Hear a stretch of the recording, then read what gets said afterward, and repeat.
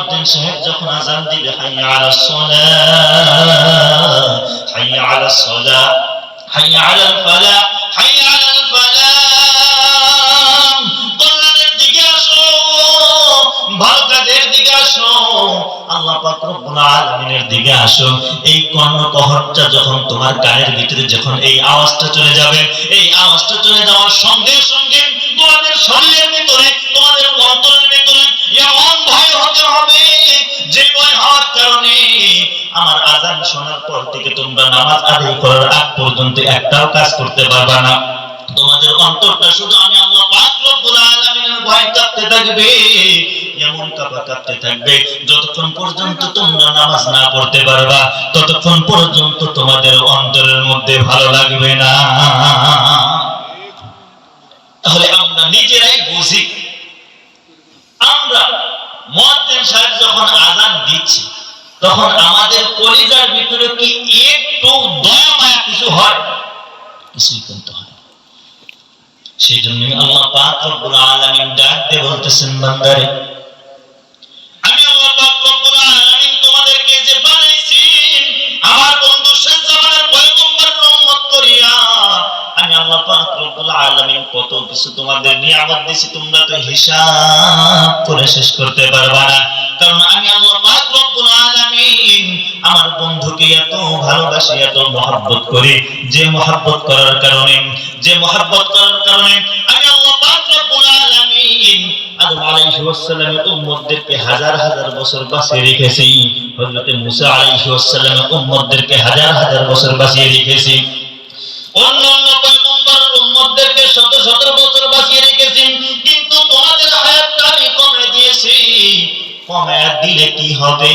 আমি আল্লাহ পাক রব্বুল আলামিন তোমাদেরকে এত ভালোবাসি, এত মহব্বত করি, যে মহব্বত করার কারণে আমি আল্লাহ পাক রব্বুল আলামিন এমন এমন মুহূর্ত তোমাদেরকে দান করেছি, আমি আল্লাহ পাক রব্বুল আলামিন বলেই দিয়েছি এই মুহূর্তের সময় যদি তোমরা 2 রাকাত নামাজ আদায় করতে পারো, আমি আল্লাহ পাক রব্বুল আলামিন ৭০,০০০ রাকাত নামাজ পড়লে যতটুকু পরিমাণ সওয়াব হইতে আমি দান করে দেব।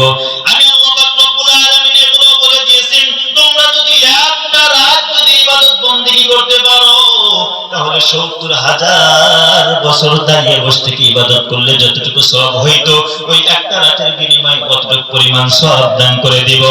এরে বান্দা, আমি আল্লাহ পাক রব্বুল আলামিন কিন্তু অন্য পয়গম্বরের উম্মতদেরকে এই কথা বলি নাই।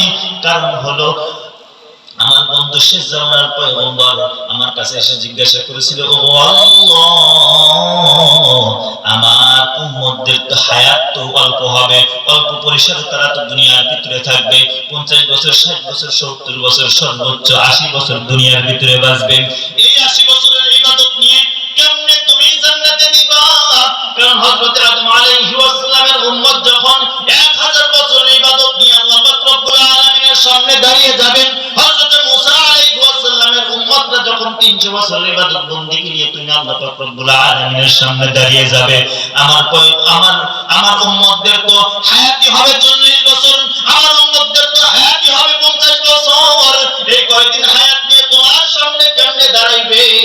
তুমি তাদেরকে কিভাবে জান্নাত দিবা, কিভাবে জান্নাত দিবা? আমি আল্লাহ পাক রব্বুল আলামিন কিন্তু সেই দিনই বলেছিলাম, বান্দারে, সেই দিনই বলেছিলাম, ও আমার হাবিব,